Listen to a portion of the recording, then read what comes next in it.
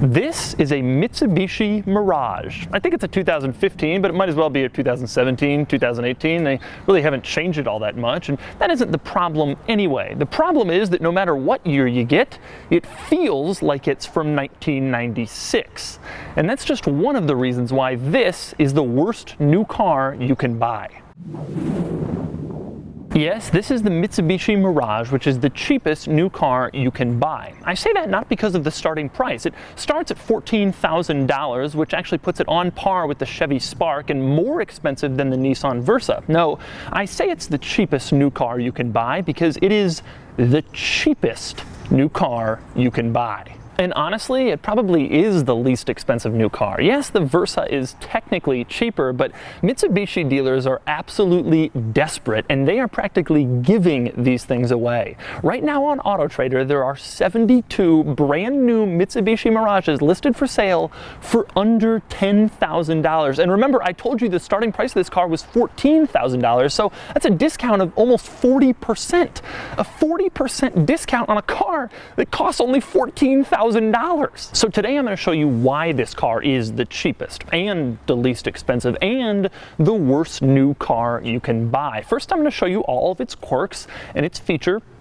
And then I'm going to take it out on the road and see how this thing drives, and then of course I'm going to give it a Doug score. And for more of my thoughts on the Mirage, click the link below to go to autotrader.com/oversteer, where I've written a column about this car. Now I'm going to start up here with one of the Mirage's biggest quirks, and that would be its engine. This is a tiny little subcompact car, so what powers it? You're probably thinking, 4-cylinder, 100 horsepower, not even close. This is a 72 horsepower, 1.2 liter 3-cylinder. That's an engine you can buy in a new car today. This thing makes a Honda Fit look like a muscle car. And listen to this. This car weighs only 2,020 pounds. I'm serious, just a little bit more than a Lotus Elise. And yet, because of this tiny little engine, it does 0 to 60 in 11.7 seconds. It gets pretty good fuel economy, 37 miles per gallon city and 44 miles per gallon highway. But I mentioned the Fit earlier. That car gets only 3 miles per gallon worse. And it has 130 horsepower. And it does 0 to 60 in 8.5 seconds. So the Fit doubles this car's horsepower. It takes 3 seconds off the 0 to 60 time, and the fuel economy penalty is only 3 miles per gallon. And it only gets worse from there. This engine is so small and puny and pathetic that if you take a look inside and you look down, you can actually see the ground from above the engine. That's my foot that I'm waving around. You can see all the way through the engine to the pavement. Needless to say, you open up the hood in a Hellcat and you can't really see the ground. Next up, moving on to the interior of the Mirage, and my personal favorite ultra cheap car Mirage feature. How about this? The car is off right now, as you can see, and yet I can turn the wheel. The Mirage doesn't have a steering wheel lock when it's off. This has to be the last new car without that feature. Everyone else has put that in for anti-theft purposes, but not the Mirage. It's kind of impressive. Speaking of things that the Mirage doesn't have, there are no map lights in this car. In fact, there's no rear dome light. There's just one dome light right up here. If you want individual map lights so you can see maybe a map while you're driving, you have to pay extra. Also, the Mirage's sound system leaves something to be desired. There are only 4 speakers, 2 in the front doors, 2 in the rear doors. That's all you get. Now, although the Mirage is light on some features, it has more than you'd expect. For example, it has power windows, and the driver can control all 4 windows, front and rear, from the driver's door panel, just like in a normal car. But it doesn't have cruise control. That's an option. It has power locks, but it doesn't have Bluetooth. That would be an option. And it even has power mirrors, but it doesn't have a center console. You know how in your car you have a little box between the seats? Yeah, not in this thing. All you get in this thing is the parking brake and a cup holder. And you should thank your lucky stars you get that cup holder. Now, moving on to the stereo, the Mirage doesn't have a USB port for music. That's also an option, although it does have an aux jack, so you can plug your phone in and listen to music through aux like any good car. if it came from 2007. Something else I'm surprised about, the Mirage has a tachometer, even though this is an automatic. That's great, they gave us a tachometer, although I suspect it's not from their generosity, but rather their desire not to make two gauge clusters, one for a stick shift car and one for an automatic. Here's something it doesn't have. There are sun visors, of course, to shield yourself from the sun, driver and passenger, but only the driver's side gets a visor mirror. If you're in the passenger of the Mirage, well, you're not going to be able to look at yourself. Another odd thing, let's take a closer look at that gauge cluster. Why does the speedometer go up to 140 in a car that has 72 horsepower? This thing would be lucky to break 90. My guess, Mitsubishi is reusing this speedometer from another model and they were too cheap to make one for the Mirage. Something I'm truly impressed that the Mirage has is variable intermittent wipers. Most really cheap cars just have on, off, and one intermittent setting and you can't change the speed, but you can in the Mirage. But moving over to the stock on the other side of the steering wheel, that would be the one for the turn signals, you'll see that there's a little switch for the fog lights, the front fog lights and the rear fog light. Only there's a little bit of a problem. This Mirage isn't equipped with the front fog lights or a rear fog light. So you just have that switch. You can play with it while you drive if you want to. Next, moving on to the back seats, the Mirage has floor mats. The front ones say Mirage on them, and it even has rear floor mats, which is actually impressive for a car like this. Not so impressive, the rear seat in this car, the bottom half of the rear seat has no contours at all. It's just one giant slab of foam. They didn't even try to change the design of the bottom half of the rear seat to make it look like it has contours so it looks comfortable. It's just one bench. Needless to say, if you're in the back seat of a Mirage on a long trip, good luck getting comfortable. This back seat is not designed to accommodate your butt or your hips. Instead, it's just one flat bench that's designed to make you sit there and think about how you wish the driver had purchased a better car. Next, moving on to the cargo area in the Mirage, this car has something that might impress you. It certainly impressed me. Namely, it has folding seats. You can just put them down. That one goes down too. Most really cheap cars don't have that. But then we get to the drawback, namely the carpeting back here. It's absolutely atrocious. On the back of the seats, the carpeting has no qualms just revealing the foam. You can just stick your hand in there and feel around the seat foam. And the piece of carpeting they put on the cargo area is so pathetically ill-fitting, it doesn't look like it even belongs back here. If there's ever any doubt that the Mirage is a really, really cheap car, look in the cargo area. Not that there would be. And now, beyond that cargo area carpeting, there are some other interesting oversights in the Mirage, starting, for example, with the interior door locks. Now, in every other car, when the door is locked on the inside, the door lock shows the same color as the body panel, and it does that in the Mirage too. The problem is that in the Mirage, when the door is unlocked, it also shows the same color. All the other cars have a little red indicator showing that the door is unlocked, but not in the Mirage. Apparently, they couldn't afford the red. So, regardless of whether the door is locked or unlocked, it just looks pretty much the same, especially at night when you can't tell the difference in the design of the lock and unlock pieces. You just have to kind of know. That's an odd place to cheap out, and yet Mitsubishi did it. Another unusual Mirage oversight is the climate controls. Namely, every single time you change the climate controls, do anything with the climate controls, they beep. Take a listen.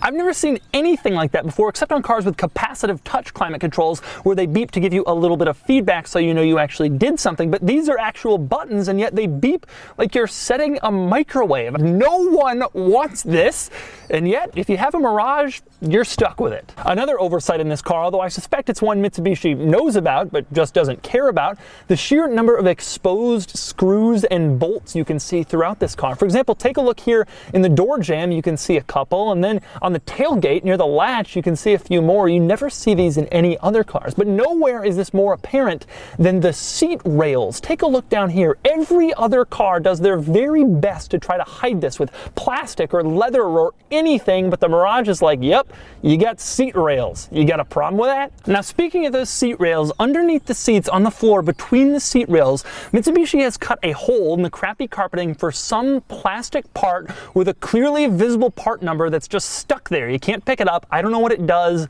but it's down there and it's really visible. No other car would leave this part visible so that everyone could see it, but Then again, no other car is the Mitsubishi Mirage. Another interesting interior item I noticed later on, the center climate vents can't be closed. You can close the vents on the left and the right side of the cabin, but the ones in the middle have no mechanism to close them like every other car has. If you want them off, you'll have to turn off the climate control entirely. But my very favorite Mirage oversight comes here in the front, and that would be the hood panel gap with the bumper. Now, if you take a look at this panel gap, you'll notice that it starts off very flat, like every other car, flat, flat, flat, and then it goes along and it takes sort of a little bit of a hill, and then it goes back down, and it continues along flat. Now, Mitsubishi would never, ever admit this, but let me tell you why I think this is. I think it's because Mitsubishi makes their badges in only one size. And so they decided to change the hood line in the front so they didn't have to make a different badge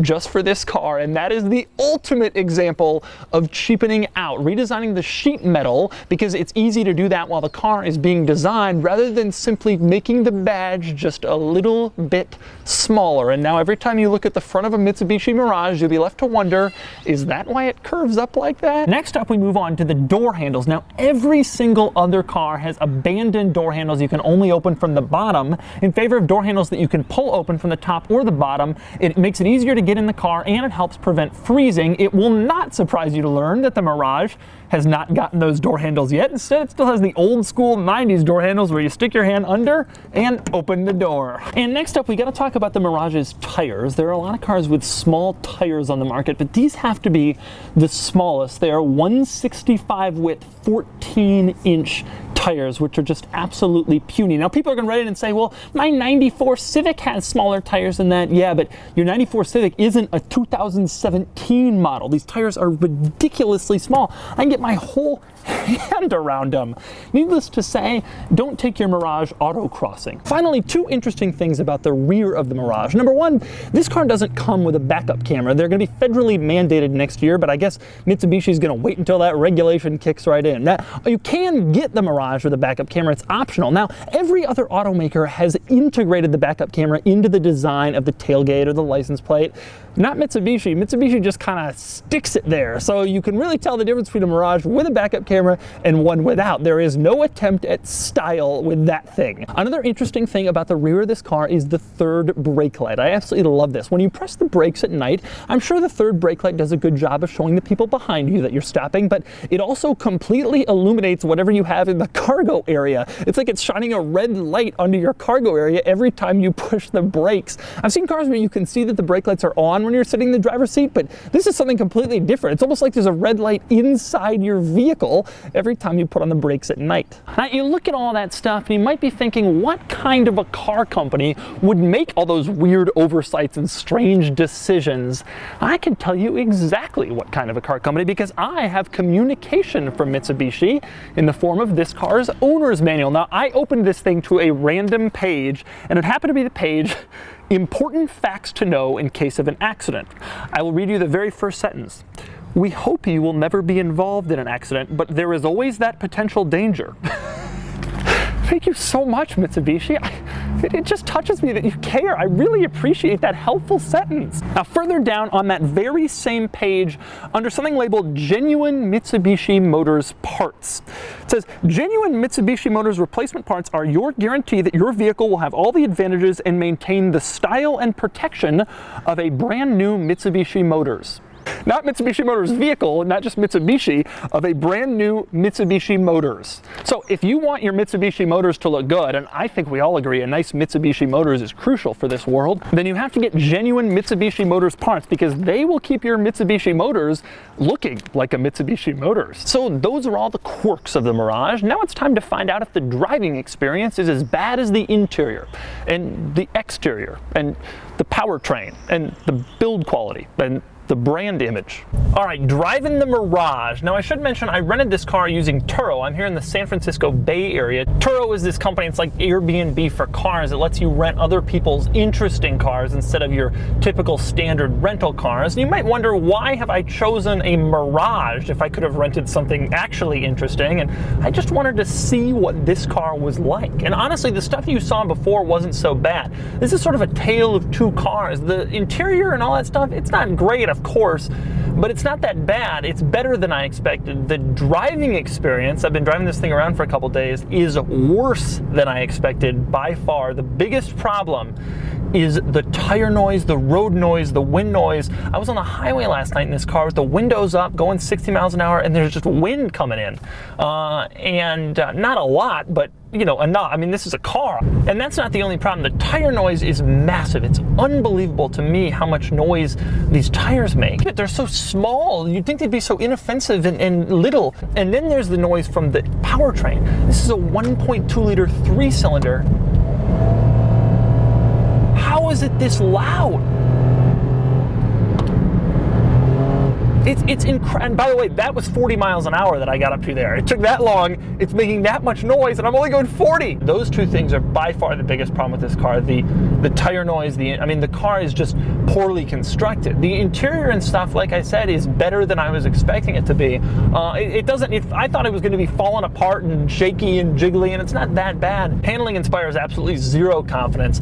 It's vague. It's really vague. It feels like you're sitting on top of the car and the steering as opposed to in it, which is something that happens sometimes in large SUVs, but I would not expect from a tiny little economy car like this. Acceleration is tremendously poor.